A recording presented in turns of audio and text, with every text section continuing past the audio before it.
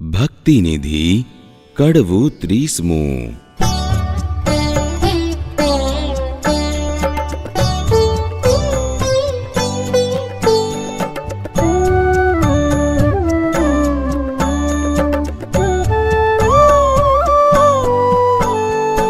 અતિ આદર શું કરવી ભક્તિજી,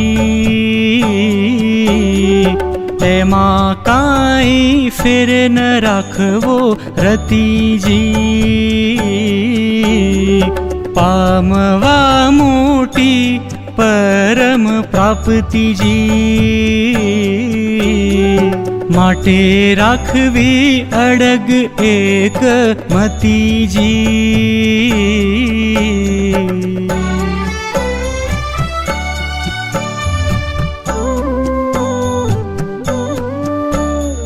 મતિ અડગ એક રાખવી પરોક્ષ ભક્તના પ્રમાણ.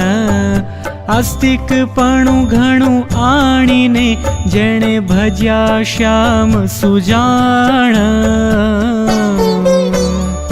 શાસ્ત્ર થકી જેણે સાંભળ્યા ભક્તિ તણાવળી ભેદ, તેમની તેમ તેણે કરી ઉર આણી અતિ નિર્વેદ.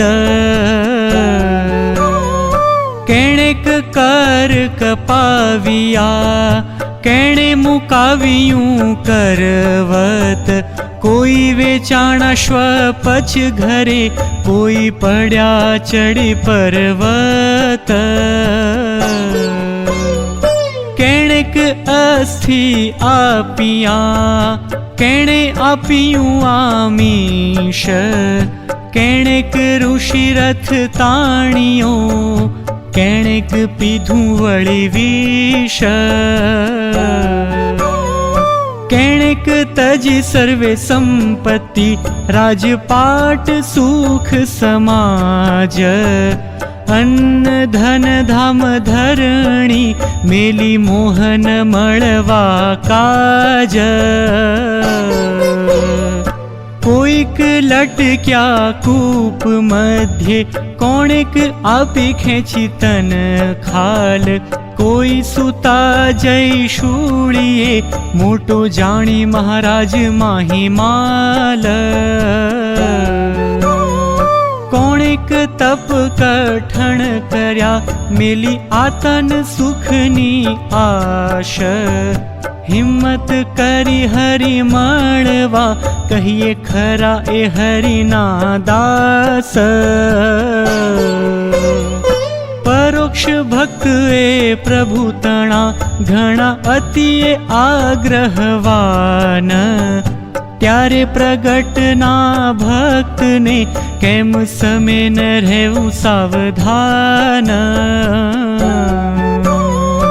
આદિ અંત વિચારીને કરી લેવું કામ આપણું, નિષ્કુલાનંદ ન રાખવું હરિભક્તને ગાફલપણું. ભક્તિ નિધિ કડવું 30મું સમાપ્ત. આપણે અત્યાર સુધી આ બધું સાંભળીએ, એક મહાત્મા જ્ઞાની ભક્તિ કરવી એટલે આપણને એમ જ લાગે કે આપણે તો મહિમાયુક્ત ભક્તિ જ છે. એટલે હવે આગળ દ્રષ્ટાંત આપે છે કે મહિમાયુક્ત ભક્તિ હોય એના લક્ષણ કેવા હોય. તો કે અતિ આદર શું કરવી ભક્તિજી, તેમાં કાંઈ ફેર ન રાખવો રતિજી. એક રત્તી ભારા ભક્તિ કરવામાં ફેર રાખવો નહીં. પામવા મોટી પરમ પ્રાપ્તિ માટે રાખવી અડગ એક મતીજી. પહેલું તો મતિ એટલે બુદ્ધિ સ્થિર રાખવી, વિશ્વાસ રાખવો. શું મેળવવાનું છે? તો કે અતિ મોટી પ્રાપ્તિ, મૂર્તિનું સુખ મેળવવાનું છે.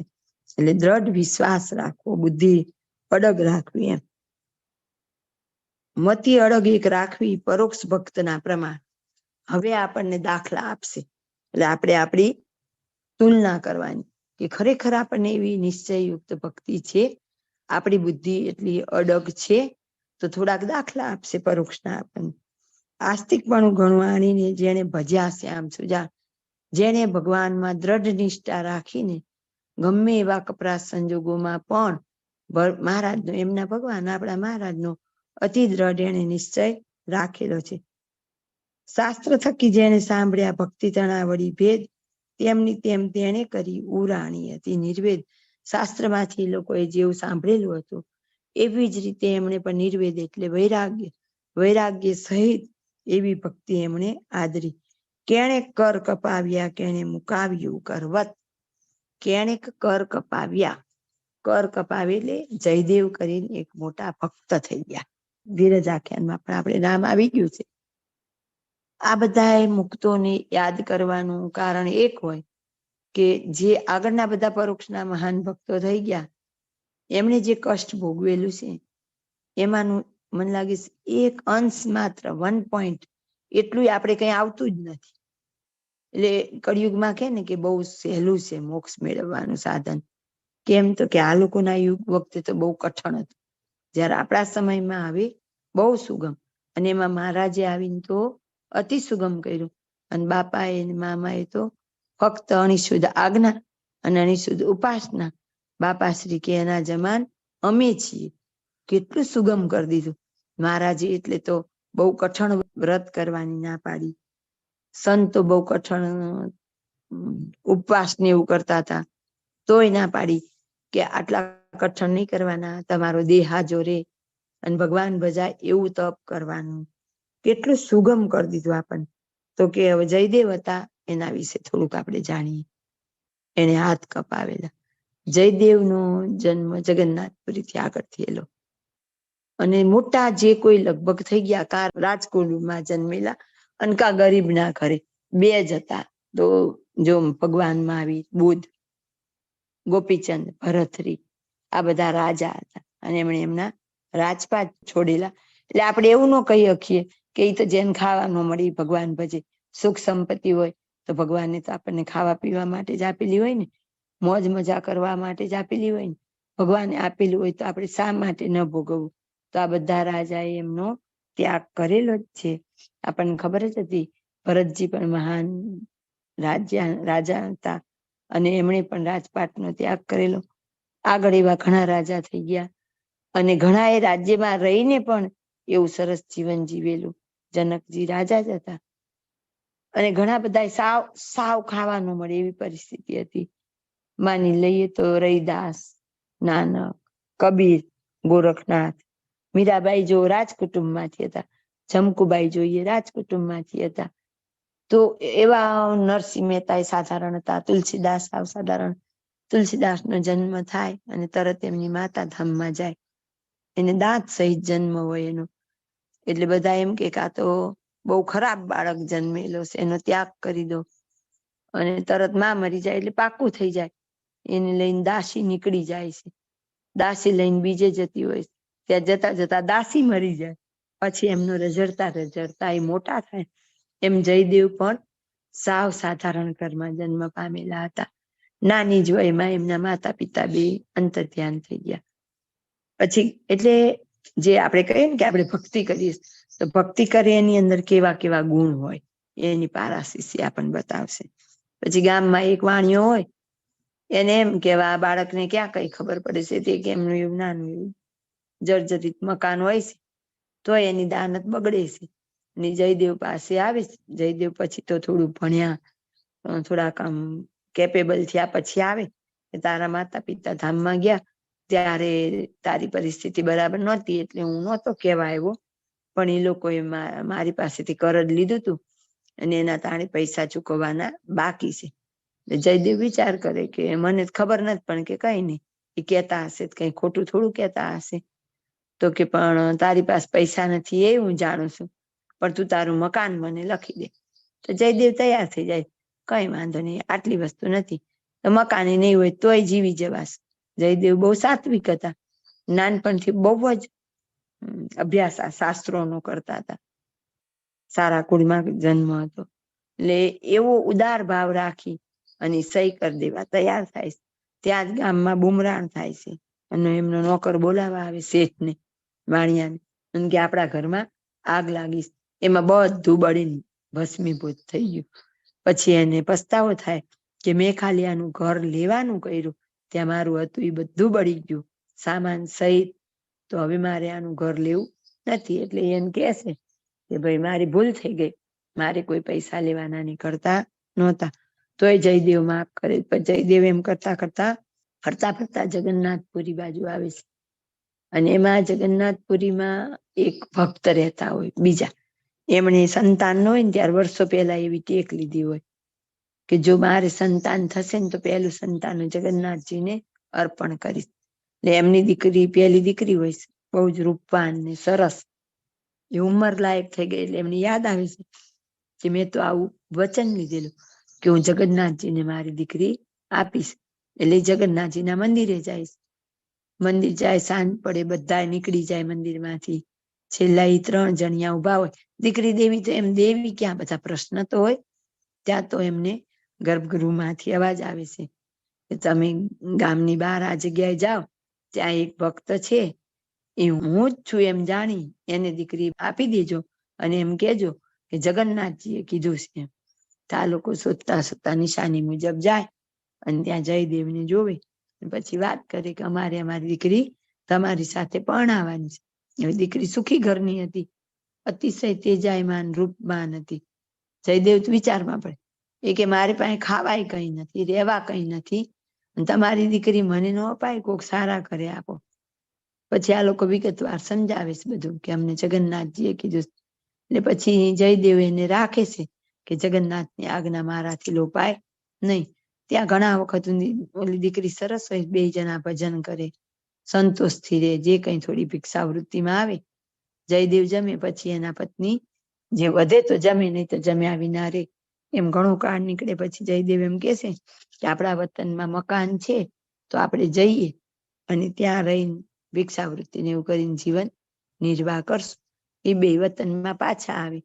તો વતનમાં આવીને આવી રૂપાળી પત્ની જોઈને ભલભલા આખું ગામ ભેગું થઈ જાય. પેલા તો આપણે હજી હમણાં સુધી આવું બધું હતું. અને બધા વિચાર કરે કે આ શું.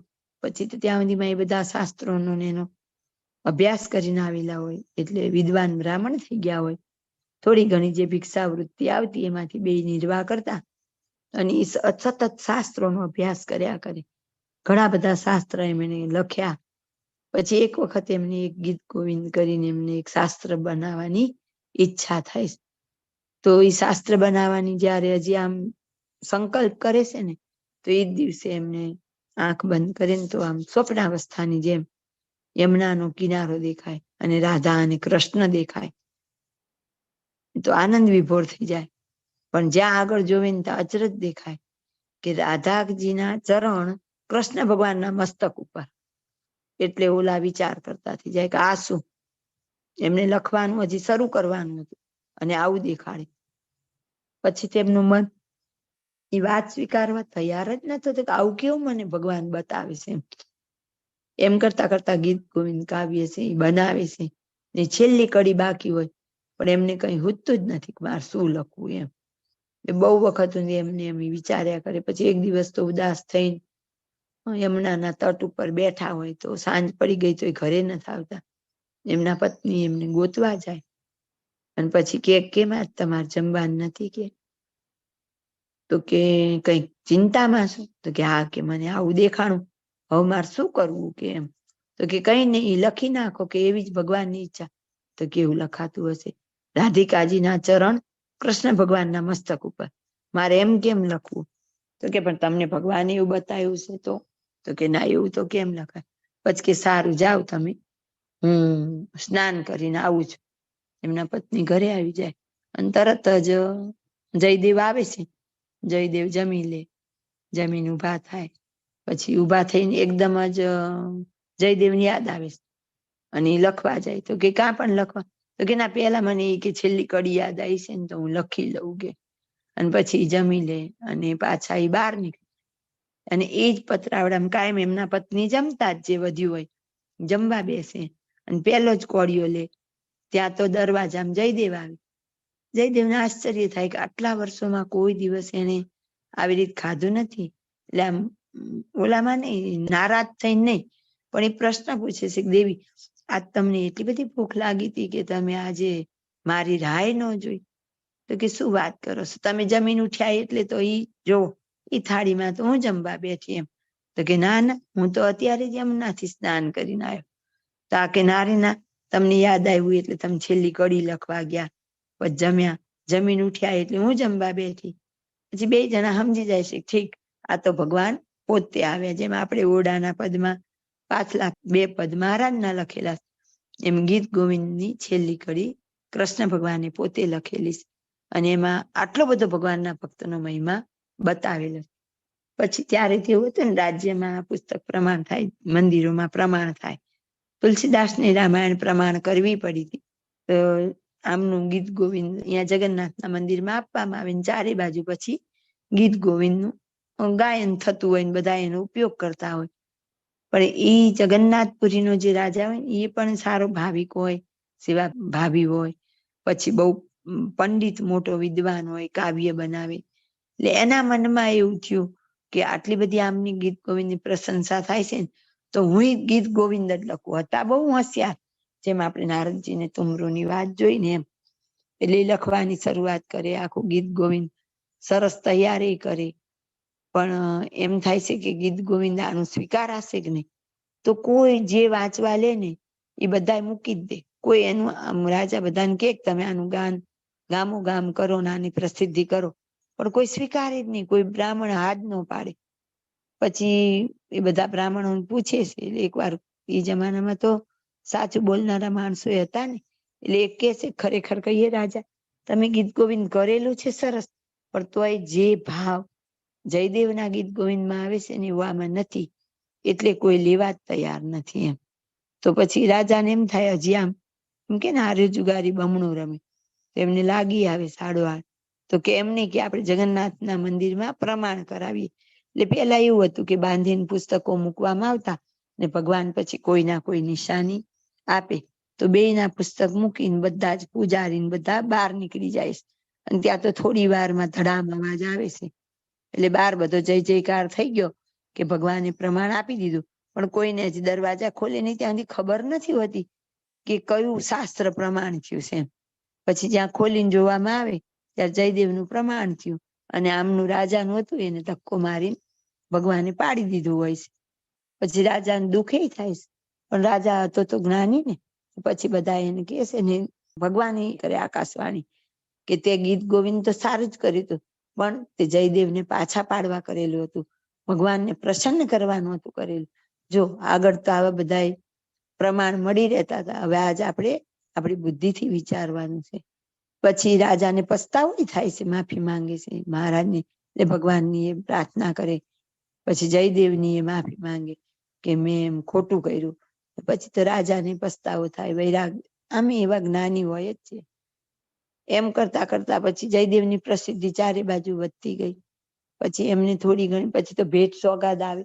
એક વખત એક જગ્યાએથી આવતા હોય તેમને રત્નો આપેલા હોય છે. એટલે રસ્તામાં ચોર મળે છે.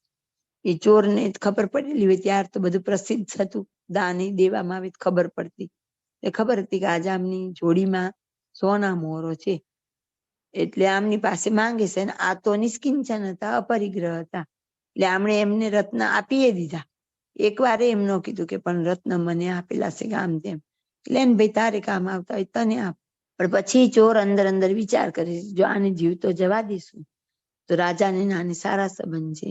એ જઈને રાજાને કહી દેશે કે આ ચોરે પકડીને મારી સોના મોર લઈ લીધી, તો આપણું આવી બનશે ને આપણને મૃત્યુદંડ થશે. તો એક કામ કરીએ, આપણે આને મારી નાખીએ. એટલે બીજો હોય કે ના મરાય નહીં, બ્રહ્મત્યા લાગશે. તો બધા જુદા જુદા કેસ છે, સજેશન. એમાં એક એમ કરે કે એક કામ કરીએ, એના હાથને પગ 2 કાપી, કોઈ જગ્યાએ એકલા હાથ કીધા, કોઈ જગ્યાએ હાથને પગ. અને એટલે કીધું ને કોણે કર કપાવ્યા, જયદેવે હાથ કપાવ્યા હતા એમ. અને એને એ લોકો ઉપાડીને અવાવરું કુવામાં ફેંકી દેશે. હાથ પગ વગર બહાર તો નીકળી ન શકે, અંદરથી અવાજ એનો કોઈ સાંભળી ન શકે. પણ તોય પછી એક વખત અમુક માણસોને મળે છે, એટલે એમને કાઢીને લાવે ને પછી તો રાજા એને એના રાજ્યમાં રાખે, એની બહુ સારી સેવા કરે. કાયમ એમના હાથે દાન, હાથે એટલે ઈ હાજર ઉભા રહે ને માણસો દાન આપે, એમ ખૂબ દાન અપાવે. એમ કરતા એ 4 ચોર છે ને ઈ જ એક વખત દાન લેવા આવ્યા. ચોર જ હતા, ખોટા જ હતા, ને બ્રાહ્મણનો વેશ લઈને આવ્યા. આમને તો જેમ આપતા તેના કરતા અધિક દાન આને અપાયું. એ ઓળખી ગયા હતા જયદેવ કે આ તો ઈ જ ચારેય જણા છે. પણ ઓલા ચારેય જયદેવને ઓળખી ગયા કે આ તો ઈ જ જયદેવ છે, એને આપણે હાથ પગ કાપ્યા. અને હવે ઈ આપણને ઓળખી ગયો છે, નક્કી રાજાને કહી દેશે. રાજાને કહી દેશે એટલે આપણું પાછું આવી બનશે, આપણને સજા થશે. પણ ઉપરથી જયદેવ છે ને આની સારી આગતા સ્વાગતા કરાવે છે. સારી આગતા સ્વાગતા કરાવે એટલે રાજાને એમ થાય છે કે આ કોઈ ખાસ હશે તો જ જયદેવ આવું કરાવે. એટલે એને એના સૈનિકોને કહી દીધું કે આમની સરસ સરભરા કરજો અને જેટલું માંગે એટલું દાન એમને આપજો. એટલે સિપાહીઓએ એમને વાત કરી કે તમને તમારી ઈચ્છા હોય એટલું દાનનું કીધું છે, તો તમારી જે ઈચ્છા હોય બોલો. પણ આ તો બધા માંગ્યા જ કરે. ઓલા મૂળ તો ચોર, એટલે સંતોષ ગુણ તો એમના હોય નહીં, લોભ હોય. એટલે એવી બુદ્ધિ હાલે ને, થોડો વિવેક જોઈએ. એટલે એ લોકોએ તો કેટલી માંગ કર્યું. એટલે સિપાહી હતા ને ઈ અને ઓલા ખજાનચી એમને એવું થયું કે જયદેવ જેને માનતા હોય પણ આવા સંસ્કાર વગરના તો આ કોઈ ન હોય, આમાં કઈક ગોટાળો છે એમ. પણ એમને તો રાજાનું હુકમ હતો અને જયદેવે કીધેલું એટલે બધું આપે છે. પણ પછી એ લોકો જાય છે ત્યાં પછી ખબર પડી જાય છે કે આ તો ચોર હતા એમ, એટલે આવું નબળું કામ કરનારા. અને પછી એ ખબર પડી જાય છે, એ લોકોને સખ્તી કરે છે, બોલો તમે કોણ છો, તમે બ્રાહ્મણ તો નથી જેમ. પછી કહે છે બધું. અને એમાં એમને એમ કે આવું ખબર પડી જ ગઈ તો કે જયદેવના આવરી તમે હાથ કાપી નાખ્યા. એટલે રાજા તો એને સીધી મૃત્યુદંડની સજા આપે, પણ જયદેવ એમને માફ કરાવે છે અને ઉપરથી વસ્તુ દઈને મોકલે છે. આ આપણને એમ કે ભક્તિ જો ખરેખર કરતા હોય અને આપણને એવું લાગતું હોય કે હું મહિમાએ સહિત ભક્તિ કરું છું, તો આપણે જયદેવ જેવું પેલું દ્રષ્ટાંત એમનું આપ્યું કે એવી સહનશીલતા, એવી ઉદારતા, ક્ષમા, સત્ય, આ બધા આપણી અંદર ગુણ હોવા જોઈએ. જો ભક્તિ કરીએ તો ઓલા ચોર હતા, ખબર હતી, આપણે એ જગ્યાએ હોય તો તરત રાજાને કહી દે પકડો પકડો, આ જતા જો મારા હાથને પગ કાપનારા. જયારે રાજાના માણસો એમને કાઢે છે કુવામાંથી ત્યારે એ કહેતા નથી, બહુ રાજા કેસ તમારી આવી હાલત કોણે કરી, પણ એ કહેતા જ નથી. પણ અત્યારે જયારે સામે આવ્યા તોય કહેતા નથી, તોય ચોર એનો સ્વભાવ નથી મૂકતા. હજી રાજાને આમના વિરુદ્ધ ફરિયાદ કરે છે. તેમ છતાંય જયદેવ આમના વિરુદ્ધ ફરિયાદ નથી કરતા. અને જ્યારે પછી એમને સજા કરવાની થાય ત્યારે પણ જયદેવ તો એમના માટે એકદમ ઉદાર જ હોય અને એમને યથાર્થ સજા કરવાની ના પાડે છે. તો એક આપણને ચરિત્ર બતાવ્યું નિષ્કુળાનંદ સ્વામી કે જો તમારે ખરેખર ભગવાનને પામવા હોય અને તમે ખરેખર કરતા હોય મહાત્મા જ્ઞાની ભક્તિ અને તમે ભક્ત કહેવાતા હોય તો તમારી અંદર આવા ગુણ આવવા જોઈએ. બીજું કીધું કેણે મુકાવ્યું કરવત. આપણને ખબર જ છે કે મયુરધ્વજ નામે એક રાજા થઈ ગયા, તામ્રધ્વજ એનો દીકરો હતો. કૃષ્ણ ભગવાનના વખતમાં હતા. અર્જુનને એવું હતું કે સૌથી પ્રિય શિષ્ય કે ભક્ત જે ગણો એ, અને ભગવાનને જેનો બહુ મહિમા હોય એવો હું જ છું એમ. પણ ખરેખર એવું નથી હોતું. મયુરધ્વજ કૃષ્ણ ભગવાનના અનન્ય સેવક હોય છે. એટલે કૃષ્ણ ભગવાનને એક વખત અર્જુનને આ બતાવવું હોય છે. એટલે રાજસુ યજ્ઞ એ લોકો કરતા હોય ત્યારે આ લોકો એમનો ઘોડો લઈ લેશે અને પછી મયુરધ્વજની પરીક્ષા થાય છે. અર્જુન અને કૃષ્ણ ભગવાન બે બ્રાહ્મણનું રૂપ લઈ એની પાસે માંગવા જાય છે કે તારા શરીરનું માંસ આપ અમને, મારા દીકરાને ખાવા માટે વાઘ તૈયાર છે, પણ અમે એને કીધું તું ઉભો રે, અમે તને માંસ આપીએ. તો કે એને એમ કીધું કે એમ નહીં, મને મનુષ્યનું માંસ આપો પણ રાજાનું લાવીને આપો તો હું તમારા દીકરાને છોડું. તો કે અમે બ્રાહ્મણ અમારા દીકરા વગર કેમ જીવીએ, તો તમે કૃપા કરીને અમારા દીકરાની રક્ષા કરો અને એનો જીવ બચાવો. એ પછી મયુરધ્વજ પોતે પોતાના શરીરનું માંસ આપવા તૈયાર થઈ જાય છે. તો એની પત્ની હોય છે ને રડવા માંડે છે કે ના, પેલો અધિકાર તો મારો છે, હું પતિવ્રતા નારી છું, એ પેલા મારે આપવું પડે. પણ ભગવાન ના પાડે છે. બ્રાહ્મણ વેશે હોય ને તો પછી દીકરો તૈયાર થાય તો કે ના, અમારે તો આનું જ જોઈએ મયુરધ્વજનું. અને શરત કરેલી હોય કે જયારે તમને કરવતથી કાપવામાં આવે ત્યારે તમે, તમારી પત્ની કે તમારો દીકરો એકેયની આંખમાં આંસુ ન હોવું જોઈએ અને એકેયના હાવભાવ એ બદલાવા ન જોઈએ, તો અમે આ દાન નહીં સ્વીકારીએ. તો એ લોકોએ શરત સ્વીકાર રાખી હોય કે આ અમે તમને હસતા હસતા માંસ આપશું. અને પછી એનો દીકરો તામ્રધ્વજ ઈ જ કરવત ચલાવે અને મયુરધ્વજને ઊભા ચીરે અને અડધું અંગ લઈ જાય એ વાઘ માટે, અને આ બાજુ એની પરીક્ષામાંથી પાસ થાય. પણ જ્યારે એનું કરવત કાપવા માંડે છે ને, ત્યારે એમના એક નેત્રમાંથી જળ પડવા માંડે છે.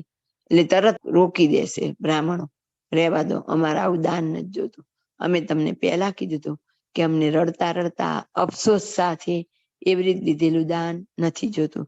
અમને તો હસતા હસતા જો તમે પ્રેમપૂર્વક આપો તો અમારે દાન જોઈએ છે. ત્યારે એ કહે છે રાજા કે મને આ આંસુ છે એ દુઃખનું નથી. દુઃખ છે પણ કેટલું, તો કે મને એમ થાય છે કે મારું અડધું અંગ તમારા ઉપયોગમાં આવશે, જ્યારે મારું અડધું અંગ તમને કોઈ ઉપયોગમાં નહીં આવે તો હું એ અફસોસ માટે રડતો હતો કે મારા આ અંગને સેવાની તક ન મળી. પછી કૃષ્ણ ભગવાન પોતાના મૂળ સ્વરૂપમાં હાજર થાય અને અર્જુનને બતાવે કે જો છે ને આવા ભક્તો પણ છે, અને આવા મહાન મયુરધ્વજ હોય છે કે જેને કરવત મુકાવી. એટલે બીજું પ્રમાણ આપણને આપે છે કે આપણે ભક્તિ કરીએ તો આપણે કેવી કરીએ. તરત દોડી કે મારા દોડજો, મારે તો સંકટ આવ્યું. પેલા તો આવી ટેક જ ન લે, જાય તમારા દીકરાનું થવું હોય થાય, કઈ દીકરા માટે અમે માણસ દેવા થોડા તૈયાર થઈએ.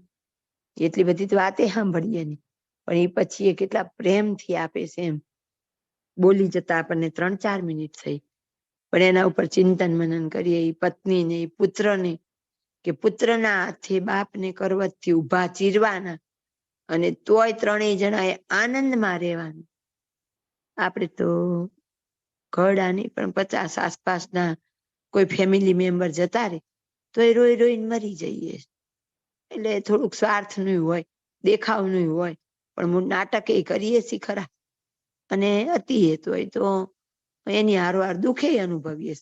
જ્યારે આપણે તો પુત્ર એ પત્નીને હાજર ઊભું રહેવાનું અને પોતાનું અડધું શરીર કરવતથી કાપીને આપે છે. પછી તો ભગવાન પ્રસન્ન થઈ જાય ને આ બધી સમાધાન થઈ જાય. એ વાત જુદી છે, પણ પહેલા તો હિંમત કરવી. આપણે કરવત મૂકવા આવીએ, મહારાજ તૈયાર જ ઉભા છે, ઉલટાના દોડીને આવે, દર્શન આપે અને આપણને મજાનો સરસ લાભ મળે. પણ આપણી એવી હિંમત છે?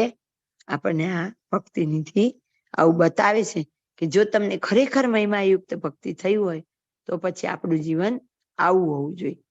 ગઈ વખતે કોઈ પૂછેલું ને કે દર્શન કરે તો પણ એમ કે ફરી જન્મ હોય. અરજી ઠક્કરની માં એ તો સેવા કરેલી હતી અને દીકરાનો ત્યાગ મહારાજ માટે થઈને કર્યો હતો, તોય એને બીજી વાર થાળ કરવા માટે જન્મ લઈને આવવું પડ્યું હતું. એટલે શુભ ને અશુભ વાસના ફેર જન્મ ધરાવે જ, અને દર્શન ને કલ્યાણ નહીં, પણ આવી મહાત્મ્ય જ્ઞાનયુક્ત ભક્તિ થાય જ્ઞાને સ, ત્યાર પછી પૂરું થાય છે. એટલે આપણે એ વાતને મનમાંથી કાઢી અને મંડી પડવું પડે. કારણ કે આગળ તો આમ સ્વામી કહેશે કે પરોક્ષ ભક્તિ એ પ્રભુતણા ઘણા અતિ આગ્રહવાન, ત્યારે પ્રગટના ભક્તને કેમ સમય ન રહેવું સાવધાન.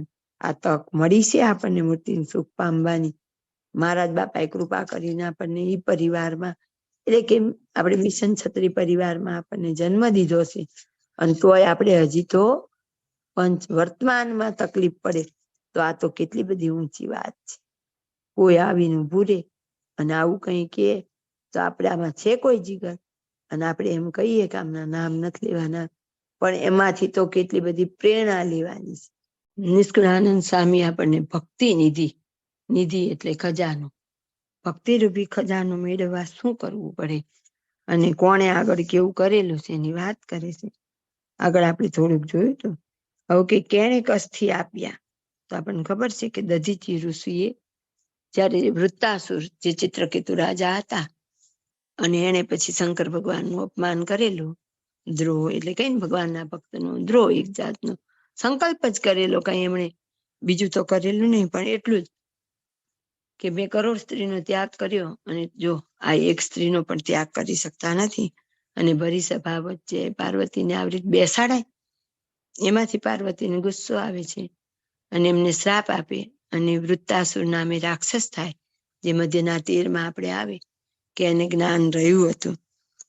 પછી એનો એટલો બધો ઉપદ્રવ હોય ત્યારે એને નાથવા માટે બધા ભેગા થઈ નક્કી કરે છે કે આનું મારવા માટે કોઈ અસ્ત્ર શસ્ત્ર કામ આવતું નથી, તો હવે એક જ વસ્તુ કામ આવે. શું? તો કે દધીચી ઋષિ છે એમનું હાડકું આપે તો એનું જે આપણે શસ્ત્ર બનાવીએ એનાથી જ આનો નાશ થાય. અને પછી બધા દેવો મળીને જાય છે, દધીચી ઋષિ એમને આપે છે એમનું અંગ આખું, અને એ હાડકામાંથી અસ્ત્ર બનાવી અને વૃત્તાસુરનો નાશ કરે છે. એટલે એમ કે ભગવાનને પ્રસન્ન કરવા કોકે અસ્થિ પોતાના દેહના હાડકા આપી દીધા. એ આવા સરસ તંદુરસ્ત હતા, અને એકાએક દેવો બધા માંગણી મૂકે, અને એકાએક પોતે ત્યાર તો બધા સ્વ ઈચ્છાએ જ કરી શકતા દેહ ત્યાગ. એમના પત્ની પણ હોય, એમને મૂકી અને પોતે દેહ ત્યાગ કરીને પોતાનું હાડકું આપે છે. કેણેક આપ્યું આમિષ તો શિબી રાજાએ હોલાની રક્ષા કરવા માટે પોતાનું માંસ આપેલું. કેણેક ઋષિ રથ તાણ્યો, કેણેક પીધું વળી વિષ. ચ્યવન ઋષિ હતા, એક કૌશિક રાજા થઈ ગયા. કૌશિક રાજા બહુ જ સેવાભાવી હોય, સંતોની સેવા કરે, દાન પુણ્ય ખૂબ કરે, એકદમ નિર્માની એવા સંત હતા. હમણાં જેમ વચનામૃતમાં કીધું કે એવા રાજા જેવા થઈ જાય તો પણ ભગવાન અને ભગવાનના સંતની સેવા દાસ ભાવે કરે. તો એક વખત ચ્યવન ઋષિ ભિક્ષા માંગવા આવે. આમ તો રાજાના ત્યાં માણસ રાખેલા હોય ઈ આપે. તો ઋષિ આવીને એમ કે છે કે મને તો તારો રાજા જ આપે, તારા હાથથી ન લો. પછી સિપાહી અંદર જઈને વાત કરે કે આવા એક ઋષિ છે અને એમ કે છે કે તમે જ મને આપો દક્ષિણા, હું બીજાના હાથે ન લઉં. પછી રાજા બહાર આવે છે, વાત થાય છે, અને એમ કે છે હું અહીંયા રહું, અને તારે ને તારા પત્નીએ હું કહું એમ મારી સેવા કરવાની. રાજા સ્વીકારે છે, એમને સરસ મહેલમાં લાવીને સ્વાગત કરે, એમની રહેવા જમવાની બધી વ્યવસ્થા કરે. દરરોજ બધી જ સેવા એ રાજા પાસે કરાવડાવે, અને એમાં એક વખત એમનો રથ પણ ખેંચાવે છે. એટલે અહીંયા કીધું કે કૌશિક રાજાએ રથ તાણ્યો. કેણેક પીધું વળી વિષ. શંકર અને મીરાબાઈ અને એમણે મહારાજને સાબિત કરવા માટે થઈને એમને ઝેર આપવામાં આવેલું, તો પણ હસતા હસતા ભગવાનની પ્રસાદી છે એમ કરીને ઝેરનો પણ સ્વીકાર કરી લીધેલો. કેણેક તજી સર્વે સંપત્તિ રાજપાટ સુખ સમાજ. આવા તો આપણે બધા ઘણા, ગોપીચંદ, રાજા ભરતરી, પ્રહલાદ, ધ્રુવ, ભલે અત્યારે એમના હાથમાં નહોતી પણ ભવિષ્યનો વારો હતો. આપણામાં જોઈએ તો કેટલા બધા, નિત્યાનંદ સ્વામીને રજવાડા જેવું જ હતું. એ જમાનામાં સોનાની થાળીમાં જમતા, મોટા મોટા મંદિરોના મહંત હતા, બધા મૂકીને આપણામાં સાધુ થઈને રહ્યા. મગનીરામ તો એને તો દેવી સાક્ષાત હતા. તો અને પોતે તો એના બધા જે સાથે સંતો હોય એના હેડ હતા. તો પણ એને બધું મૂકી દીધું. જે બીજા સંતો અનુયાયી એમના હતા એમને રજા આપી દીધી કે તમારે કોઈને રહેવું હોય તો, બાકી તમે જાઓ. એ બધું મૂકી અને એમણે મહારાજની સેવા સ્વીકારી. અને ત્યારે પછી મહારાજ એમને બહુ લાંબી જટા હોય તો કે તમારી જટા સંતોના ચાલવાના રસ્તામાં નાખો, એટલે એના ઉપર થઈને સંતો ચાલશે. અને એમણે પછી અતિ મનપૂર્વક ભગવાન અને ભગવાનના સંતોની સેવા કરી. અન્ન ધંધામ ધણી મેલી મોહન મળવા કાજ. ઘણા એ ભગવાનને પ્રસન્ન કરવા માટે પોતાની તમામ સંપત્તિ દાનમાં આપી દીધી છે. કોઈક લટક્યા કૂપ મધ્યે, કોણે કાપી ખેંચી તન ખાલ. ઉપમન્યુને આરુણી શિષ્ય હોય છે ધૌમ્ય ઋષિના, અને એમાં ઉપમન્યુ હોય છે એને સરસ સેવા કરતો હોય.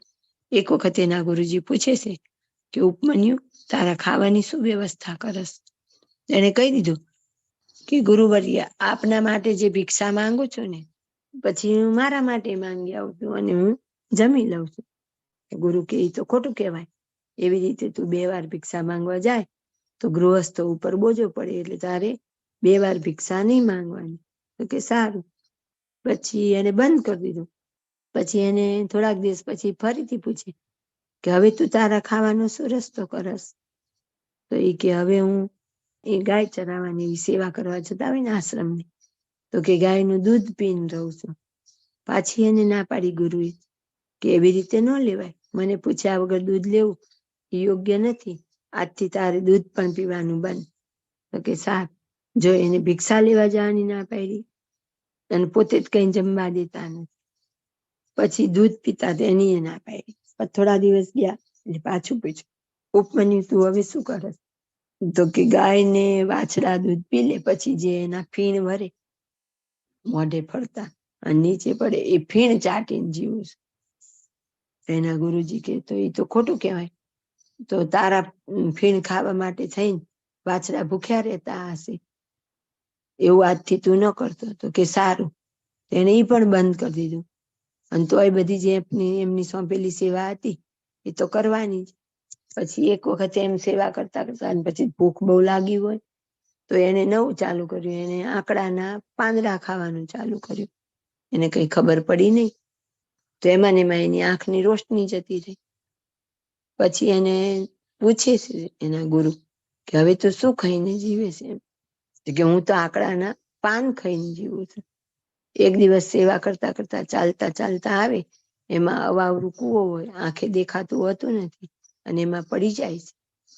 પછી સાંજનો સમય પસાર થઈ ગયો તો એ આવતો નથી. એ ગુરુને ચિંતા થઈ કે આ ક્યાંય ગયો. એટલે ગોતવા નીકળે છે અને એના શિષ્યો બધા. ત્યારે કુવામાંથી અવાજ કરે કે ગુરુજી હું અહીંયા છું. પછી એને કાઢે અને પૂછે તો કે મેં આંકડાના પાન ખાધા એટલે મારી આંખ જતી રહી. પણ એમણે એમને સોંપેલી સેવા અને ગુરુના વચન ઉપર એકવાર દલીલ ન કરી. પછી ગુરુ અતિશય એની ઉપર રાજી થાય છે અને ફરીથી એને બધું જે એમનું બ્રહ્મ જ્ઞાન હોય એ પણ આપી દેશે અને આંખને બધું સરસ થઈ જાય છે. એટલે કે છે કોઈ લટક્યા કૂપમાંથી કોણે કાપી ખેંચી તન ખાલ. પોતાના શરીરની ચામડી એ ઘણાએ ભગવાન અને ઋષિ મુનિઓને રાજી કરવા માટે આપી દીધેલી છે. કોઈ સુતા જઈ સૂડીએ તો કે સૂડીએ ચડાવે એવી સજા ભગવાનને ભગવાનના ભક્તની સેવા કરતા મળે તો એવી પણ ઘણાએ સહન કરી છે. મોટો જાણી મહારાજમાં હિમાલ.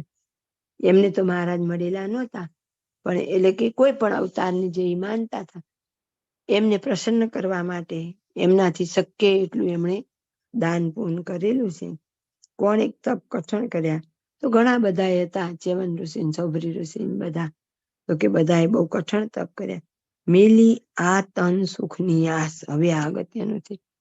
આ બધું જ કર્યું પણ કેવી રીતે? પોતાના શરીરને જે સુખ મળે ને એનો ભોગ આપીને કરેલું. જ્યારે આપણે કરીએ છીએ અત્યારે ભક્તિ તો આપણા શરીરને તો એકદમ સલામત રાખીને જ કરીએ. કેમ શરીરને સાનુકૂળતા રહે એવો જ પ્રયત્ન કરીએ. હવે તો બને ત્યાં સુધી આપણું નીચે બેસવાનું ગયું, સોફામાં, પલંગમાં. હવે આવી સરસ ઘેર બેઠા સત્સંગ સભા, સુતાન બેસતાન ગાદી તકીએ. આ બધા તો એમના તનની સુખ ઉપમન્યુનું વાત આપણે સાંભળી લીધી 2 મિનિટમાં. પણ એ કલ્પના કરીએ કે એના વગરે એને સેવા કરવાની એને કેટલી અઘરી પડી હશે અને કેવી ભૂખ હશે. ત્યારે એને પાંદડા ખાધા હશે. આપણા સંતોને લઈને એક વખત સંતો મોટેરા નીકળ્યા હોય, પછી ઘણા દિવસના ઉપવાસ થાય, કઈ જમવા મળતું નથી. ત્યાર પછી સંતોને ધીમે ધીમે આંખની દ્રષ્ટિ જવા માંડી ને સંતોની હાલત બહુ જ ખરાબ થઈ ગઈ હોય. એટલે મોટા સંતો હોય ને એમને દયા આવે એટલે એમને ઓલી તળાવની કોપડી હોય ને ઓઠ પલળે માટે ઓઠે મૂકવાની ખાલી પરમિશન આપે. પછી મહારાજને કાગળ લખીને મોકલે કે મહારાજ હવે સંતોની હાલત બહુ જ ખરાબ છે, કેટલાક તો રાત અંધા પણ થઈ ગયા છે, તો શું કરીએ? ખાલી આટલું લખીને જ મોકલું. તો મહારાજ જવાબમાં એમ નથી લખતા, ઓહો સંતોને આટલી તકલીફ છે, આમ કરજો આમ. મહારાજે સામે એક વાર્તા લખી કે એક ગુરુ હતા, એની પાસે એક શિષ્ય આવે છે કે મારે તમારી પાસે રહીને ભજન કરવું. તો ગુરુ કે હું તો ભિક્ષા આવે એમાંથી જમીને મારું રોજ આજીવિકા, મારું જે જીવન છે એ ગુજારું છું, પણ તું શું કરીશ? તો કે કઈ વાંધો નહીં, તમારા જે પાત્ર હોય ને એ ધોઈને જમીશ. તો કે સારું. તો એ પાત્ર ધોઈને જમી. પછી કે બીજો આવે ને એ પ્રશ્ન પૂછે એને કે તું શું કરીશ? તો કે કઈ વાંધો નહીં, તમારે ચોખાનું ધોરામણ હશે ને એ પીને હું રહીશ. એમ કરીને જેટલા આવે એને એક પછી એક આવી રીતે. એટલે મહારાજ એમ કહેવા માંગે છે કે જેને ખરો ખપ હોય એ તો આવા ખાલી પાત્ર ધોઈ અને ચોખાના ધોરામણ પીને પણ રે. એમણે કઈ સામે એવું કીધું જ નહીં તો આમ કરજો, બીજે જતા રહેજો કેવું. અને એટલા દિવસો પછી ત્યાંના રાજા હોય એને ખબર પડે કે બહાર પડાવ નાખીને સંતો છે સ્વામિનારાયણના. પછી એના માણસને મોકલે કે તમે અમારા દરબારમાં પધારો. તો કે અમને ભગવાનની આજ્ઞા નથી, અમારા અંદર ન અવાય. તો કે સારું, તો હું સીધું મોકલું છું, તમે રાંધો. તો સીધું લીધું. પછી તો રાજા તો રોજ સીધું મોકલવા માંડે. અને ભગવાનની આજ્ઞા હતી કે ક્યાંય જાજા દિવસ સન્માન થાય તો ત્યાં રહેવાનું નહીં. તો પછી તરત જ ત્યાંથી પાછા સંતો બીજે જતા રહ્યા. એમે નહીં કે આટલા બધા દિવસ પછી માંડ જમવા મળે છે, તો હાસ અહીંયા હવે રહીએ. એમ કે એવો ખપ ને ત્વરા જોઈએ. આજ તો આપણે આવું કઈ છે જ નહીં. અને હજી તો આપણે એક સાધારણ ભક્તિ કે સાધારણ વિષય મૂકવાનો વિચાર નથી કરી શકતા. જ્યારે આગળ બધા ખરા ખપ પાડાય તો જે હમણાં વચનામૃતમાં હતું કે નિર્વાસનિક થયા વગર, એનો સાર એટલો જ હતો કે નિર્વાસનિક થયા વગર છૂટકો નથી, ત્યાગી હોય કે ગૃહી હોય.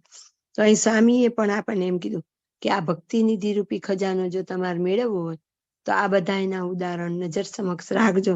અને એ બધા ભગવાનને પ્રસન્ન કરવા માટે અને મેળવવા માટે કેવા કેવા આકરા તપ કરેલા છે.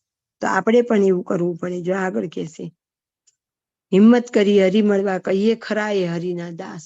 જેને ભગવાનને મેળવવા માટે આવા આકરા તપ કર્યા એને જ ખરો હરિનો દાસ કહેવાય. મામા કે છે ને, હરિનો માર્ગ છે સુરાનો, નહીં કાયરનું કામ જોને. પ્રથમ પહેલા મસ્તક મૂકી વળતી લેવું નામ જોને. પહેલું તો કે મસ્તક મૂકવું પડે. પરોક્ષ ભક્તિ પ્રભુતના ઘણા અતિ આગ્રહવાન.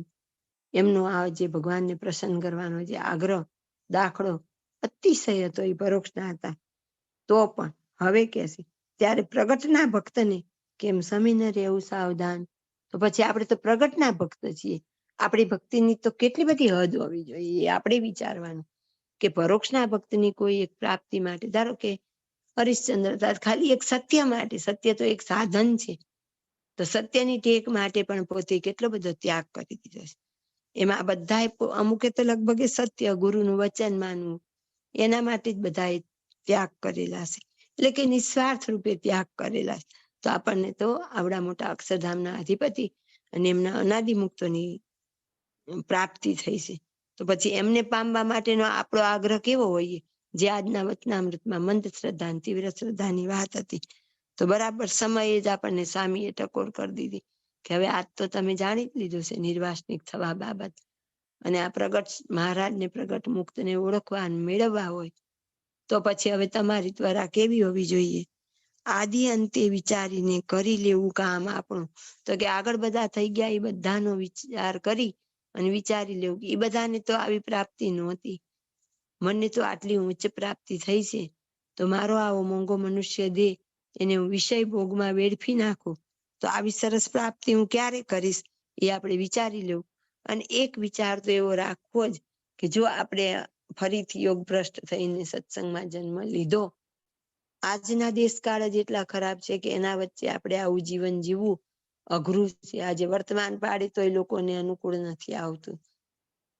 તો નેક્સ્ટ જન્મ આવે ત્યારનું તો જનરેશન 12 કેવું કલ્ચર હશે, એની વચ્ચે પણ એક વાર તો આપણે આવા જ રહેવાનું, આવી જ રીતે નિર્વાસનિક થવાનો દાખલો કરવાનો.